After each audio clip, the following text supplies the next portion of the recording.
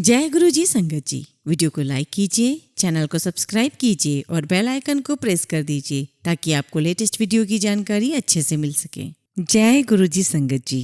गुरु जी का अनंतम अनंतम शुक्राना। गुरु जी के श्री चरणों में कोटि कोटि प्रणाम और गुरु जी की प्यारी प्यारी संगत को जय गुरु जी। संगत जी, गुरु जी जीने का ढंग सिखलाते हैं, जीवन का हर रंग दिखलाते हैं। जिसने गुरु कर्ज उतार दिया उसने भव सागर को पार किया। जी हाँ संगत जी, वैसे तो हम कितने ही जन्म ले लें, गुरु जी का कर्ज तो नहीं चुका पाएंगे, पर हाँ उस कर्ज का ऋण तो चुका ही सकते हैं। गुरु जी पर पूर्ण श्रद्धा रखकर, गुरु जी का संपूर्ण विश्वास रखकर और रोज सत्संग सुनकर, और मात्र ऐसा करने से ही हम गुरु जी के और करीब चले जाएंगे। हम उनसे कनेक्टिविटी बना पाएंगे जिससे गुरुजी स्वयं आपका मार्गदर्शन किसी न किसी रूप में करेंगे। जी हाँ संगत जी, यह पूरी तरह सच है। आज के सत्संग में भी संगत ने गुरुजी से डायरेक्ट कनेक्टिविटी बनाई और उनके ऊपर आई महाविपदा को गुरुजी ने कैसे दूर किया, आप खुद स्वयं सुने।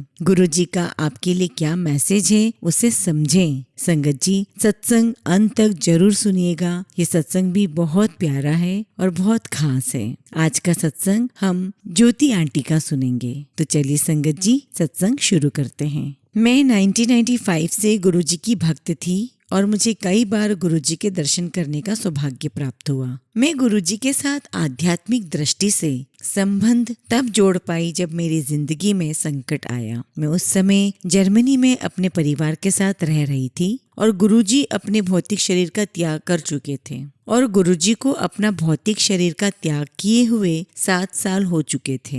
अक्टूबर 2013 में गुरुजी ने मुझे अपने सपने में दर्शन दिए और कहा कि बुरा समय आने वाला है। गुरुजी ने मुझे बुरे समय से निकलने का उपचार भी बताया। मैंने वो 5 दिन तक किया और यह सोचकर छोड़ दिया कि यह एक सपना ही तो था। मेरे गुरुजी में विश्वास की कमी के परिणाम तो सामने आने ही थे।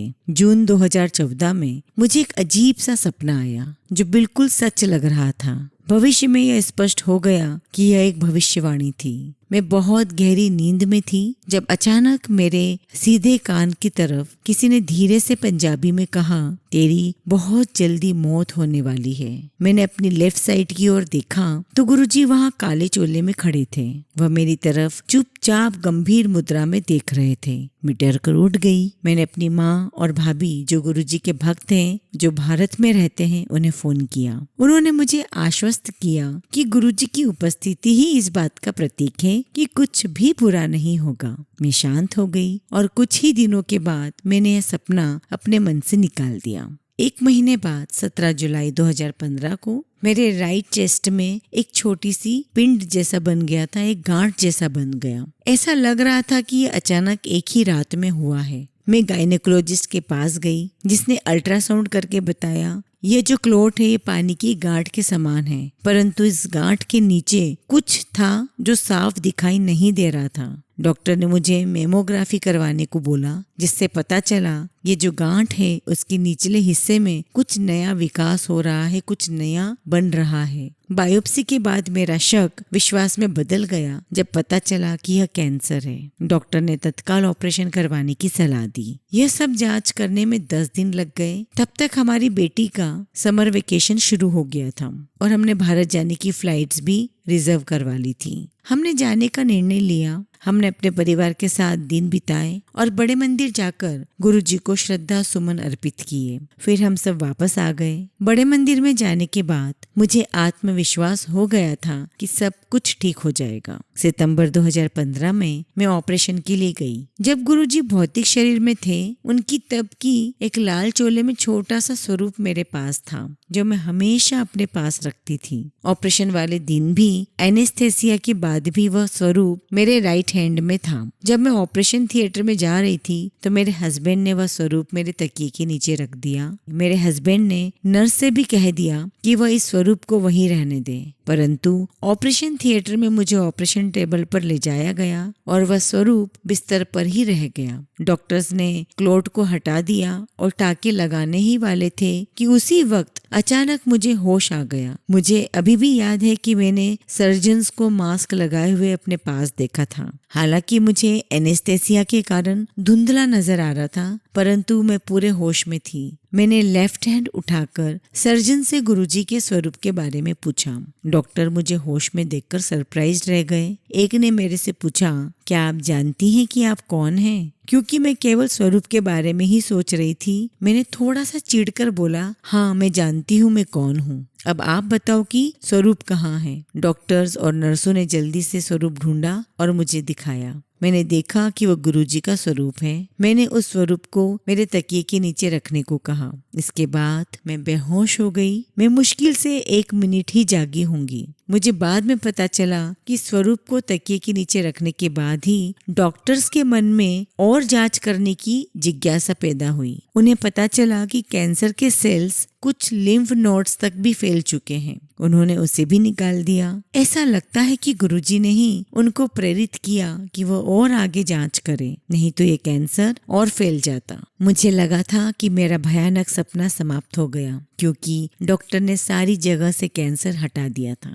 परंतु डॉक्टर कीमोथेरेपी करना चाहते थे ताकि बचे हुए कैंसर सेल्स भी पूरी तरह से समाप्त हो जाएं। क्योंकि डॉक्टर कैंसर को पूरी तरह से समाप्त करना चाहते थे, इसलिए उन्होंने कीमोथेरेपी को अधिक खुराक के साथ शुरू किया। पहले 4 सेशन बहुत अच्छे से ठीक ठाक निकल गए। उसके कोई साइड इफेक्ट्स भी नहीं हुए। मैं 15 दिन में एक बार सुबह कीमो के लिए जाती थी और बिना किसी समस्या के अपने दफ्तर का और घर का कार्य कर लेती थी। मेरी कीमो शुरू होने से पहले डॉक्टर्स ने मुझे डिप्रेशन न होने की दवाई भी दी, परंतु मैंने वह केवल 2 दिन ही ली और उसे छोड़ दिया। मैं इस दवाई पर निर्भर नहीं होना चाहती थी। इसके बदले जब भी मुझे डिप्रेशन होता, मैं गुरुजी के सत्संग सुन लेती थी और यूट्यूब पर गुरुजी के वीडियो देख लेती थी। जब कीमो का 5वां दौर हो चुका था, एक दिन सुबह सवेरे मुझे कुछ आभास सा हुआ। मुझे पूरी तरह से याद तो नहीं है, परंतु मुझे ऐसा लगा कि गुरुजी एक सूक्ष्म रूप धारण किए हुए मेरे चेहरे के पास हैं। उन्होंने अपने सीधे हाथ से किसी को 5 बार इशारा किया और कहा, भाग जा। मैं उठ गई और अपने हस्बैंड को बताया कि शायद गुरुजी ने मुझे पूरी तरह स्वस्थ कर दिया है। हमें ऐसा लगा कि शायद कठिन परीक्षा समाप्त हो गई है। अगले ही दिन मेरे चेहरे के लेफ्ट साइड में लकवे का प्रहार हो गया। यह बिल्कुल भी संयोग नहीं था। मेरी मृत्यु के बारे में भी मेरे राइट साइड में बोला गया था। कैंसर भी मेरे राइट स्तन में हुआ था। मुझे बहुत बीमार होकर अस्पताल में जाना पड़ा। इस बार लकवे के कारण मैं हॉस्पिटल में थी। मुझे अपना संतुलन रखने में बहुत कठिनाई हो रही थी। मैं न तो चल पा रही थी, न ही मुझे स्पष्ट दिखाई दे रहा था। इस कारण मुझे व्हील चेयर पर रहना पड़ा, नहीं तो मुझे बिस्तर पर ही लेटे रहना पड़ता। मैं जीवित रहने के लिए संघर्ष कर रही थी और आशा खो रही थी। 17 दिन के बाद हॉस्पिटल से छुट्टी मिली और कहा गया कि मैं अपनी इस गिरती हालत के बावजूद बाकी की कीमोथेरेपी के 4 सेशन पूरे करूं। मेरी इस हालत में, जबकि मेरे सर में सूजन थी और मेरी दृष्टि भी थोड़ी सी सीमित हो गई थी और व्हील चेयर पर होने के बावजूद मुझे कभी भी सिर दर्द नहीं हुआ। मेरा अनुभव बाकी भक्तों की आस्था के लिखे हुए लेख को साबित करता है कि गुरुजी आपके 90% बुरे कर्मों को ले लेते हैं, लेकिन बाकी के 10% आपको भोगने ही पड़ते हैं। दूसरे शब्दों में, आप लगभग बुरे कर्मों के फल से मुक्त हो जाते हैं। मैंने भारत में अपने परिवार से कांटेक्ट किया और उन्हें गुरुजी के आशीर्वाद वाला लोटा भेजने के लिए कहा। गुरुजी के एक भक्त सुमित अंकल ने वह मुझे भेजा और उन्होंने एक गुरुजी का मुस्कुराता हुआ स्वरूप भी ईमेल किया, जिसमें गुरुजी दूधिया रंग का चोला पहने हुए थे। मैंने यह स्वरूप बड़े मंदिर में भी देखा था। सुमित जब 20s की एज में था तो उसे भी ट्यूमर हुआ था। उसको बड़ा निराशाजनक भविष्य बताया गया था और कहा गया था कि वह केवल कुछ ही महीने जीवित रहेगा, लेकिन गुरुजी ने उसे आशीर्वाद दिया और अब 2 दशक हो गए हैं। वो पूरी तरह से तंदुरुस्त और स्वस्थ है और आनंद से शादीशुदा जीवन व्यतीत कर रहा है। वह 2 बच्चों का पिता भी है। उसने गुरुजी की कृपा से कैंसर पर विजय पा ली। उसने जो मेरी सहायता की है उसके लिए उस पर गुरुजी का आशीर्वाद बना रहे। अभिमंत्रित लोटा जनवरी 2015 के पहले सप्ताह में पहुंचा और मैंने सुबह रोज उससे जल पीना शुरू कर दिया। कुछ दिन के बाद मेरी कीमो कम डोज के साथ शुरू की गई, परंतु मेरे चेहरे पर लकवा अभी भी था और मेरे लिए संतुलन करना बहुत कठिन था। इसके अतिरिक्त मुझे यह भी पता नहीं था कि कीमो के अगले दौर कैसे होंगे। मैंने गुरुजी में विश्वास रखा, यह जानते हुए कि गुरुजी मेरा पूरी तरह से ख्याल रखेंगे, परंतु डर कुछ अधिक ही था। मेरे विचार से व्यक्ति बीमारी की बजाय बीमारी के भय से ज्यादा मरता है। मेरे हस्बैंड, सास और मेरे सभी परिवार के सदस्य जो भारत में रहते हैं बहुत ही सहायक बने। जब भी मैं अपने लकवे वाले टेढ़े मुंह के बारे में शिकायत करती तो मेरे हस्बैंड बोलते कि उन्हें तो टेढ़ा कुछ नजर ही नहीं आ रहा है। मेरी माँ को गुरुजी में इतनी ज्यादा आस्था थी कि उन्हें पूर्ण रूप से विश्वास था कि मेरे साथ कुछ भी बुरा नहीं हो सकता, परंतु मुझ में ऐसे विश्वास की कमी थी। ऐसा नहीं था कि मुझे गुरुजी में आस्था नहीं थी, परंतु मुझे शक था कि मेरी प्रार्थना गुरुजी तक पहुंच भी रही है या नहीं, क्योंकि मैंने कभी भी गुरुजी को परमात्मा नहीं माना। मैं सदैव गुरुजी को एक संत ही मानती आई जिनके पास बहुत ही चमत्कारिक शक्तियां हैं। मैं अब स्मरण कर सकती हूँ कि जब गुरुजी ने अपने आप को परमात्मा होने के संकेत दिए तो मैंने कैसे नजरअंदाज किया था। जब गुरुजी भौतिक अवस्था में थे तब मैंने उनके दर्शन करते समय उनके मस्तिष्क पर शिव को देखा था। उस समय मैंने अपने आप को यह तर्क दिया था कि गुरुजी ने मुझे सम्मोहित कर लिया था। हालांकि गुरुजी महाशिव है, मैं इस बारे में अनजान थी। मैं ऐसा सोचने लगी थी कि गुरुजी मेरी प्रार्थना इसलिए नहीं सुनते क्योंकि मैंने उन पर पूर्ण रूप से विश्वास नहीं किया। मेरे मन में यह ख्याल ही नहीं आया कि गुरुजी अगर मेरी रक्षा नहीं कर रहे होते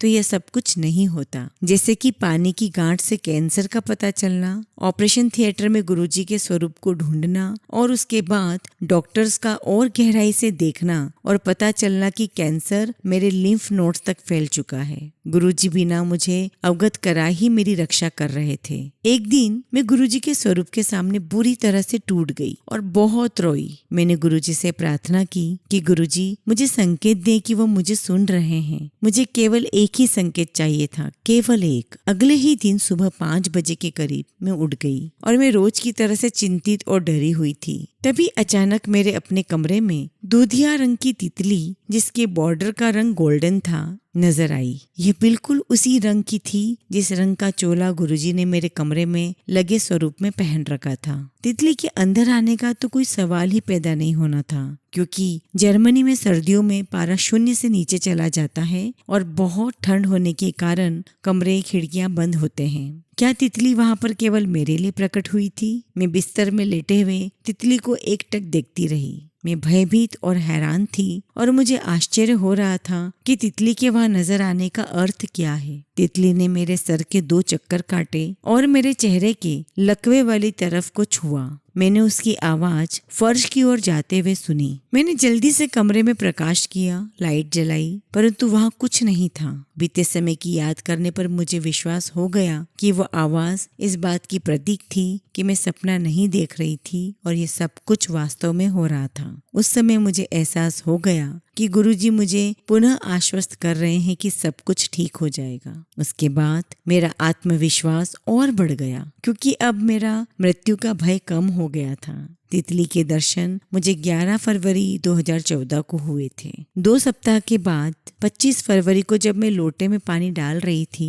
तो मुझे लोटे के बेस में गुरुजी का चेहरा नजर आया। कभी मुझे बाथरूम के फर्श पर और कभी मेरी बनाई हुई चपातियों पर ओम का चिन्ह नजर आता था। इन सब दृश्यों के कारण मैं आशावादी बन गई और गुरुजी में मेरी आस्था दिन दुगनी रात चौगुनी बढ़ने लगी। कीमोथेरेपी के बाद मुझे रेडिएशन दिया गया, परंतु इसके कोई साइड इफेक्ट्स नहीं हुए। मेरी विजन, मेरी आंखें और मेरा संतुलन ठीक हो गया। मैं दोबारा कार चला सकती थी और रोजमर्रा के काम कर सकती थी। संगत जी, तभी एक और चमत्कार हुआ। 3 अक्टूबर 2015 को जब मैं गुरुजी के स्वरूप के आगे प्रार्थना कर रही थी, तभी गुरुजी के स्वरूप पर अमृत वर्षा हुई। मैंने जल्दी से उसका फोटो ले लिया। हम किसी फैमिली पार्टी में जा रहे थे। रास्ते में मैंने सोचा कि मैं यह फोटो भारत में अपने परिवार को भेजूंगी। जब मैं फोटो देख रही थी तो एक तस्वीर मुझे ऐसी नजर आई जिसमें गुरुजी के दाएं गाल पर खून लगा हुआ था। पहले तो मैं डर गई, बाद में मुझे समझ में आया कि गुरुजी ने मेरी सारी बीमारी अपने ऊपर ले ली है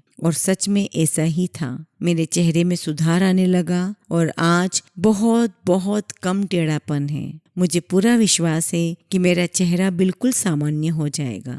आखिरकार आज मैं जीवित हूँ तो गुरुजी की कृपा से। मुझे नए साल 2016 के पहले दिन यह बताते हुए प्रसन्नता हो रही है कि मेरा शरीर कैंसर से पूरी तरह मुक्त है। तीसरी जांच के बाद अभी पता चला है कि मेरे खून की रिपोर्ट बिल्कुल ठीक है। वास्तव में ये बहुत ही अच्छी है। मेरे डॉक्टर को पूर्ण विश्वास है कि मुझे अब कैंसर कभी नहीं होगा। वह मुझसे इतनी जल्दी पूरे रूप से स्वस्थ होने का राज भी जानना चाहते हैं। प्यारी संगत जी, गुरुजी को मानो, गुरुजी पर भरोसा रखो और उनमें आस्था रखो, क्योंकि गुरुजी सबकी रक्षा करते हैं और हमारा सदैव सदैव ध्यान रखते हैं। गुरुजी परमात्मा है, महाशिव है और हम सब भाग्यवान हैं कि गुरुजी ने हम सबको अपनी शरण में लिया हुआ है। मैं गुरुजी के बगैर अपनी जिंदगी की कल्पना भी नहीं कर सकती। जब मैं पीछे अपने गुजरे हुए कठिन समय को देखती हूँ तो गुरुजी को मुझे इससे निकालने के लिए धन्यवाद करती हूँ। गुरुजी ने मुझे न केवल अधिक आशावादी, अधिक निडर और प्रसन्नचित्त बनाया, बल्कि मुझे यह एहसास हो गया है कि गुरुजी वास्तव में कौन है। संगत जी, गुरुजी हम सबको, आप सबको आशीर्वाद दें। जय गुरुजी, शुक्राना गुरुजी।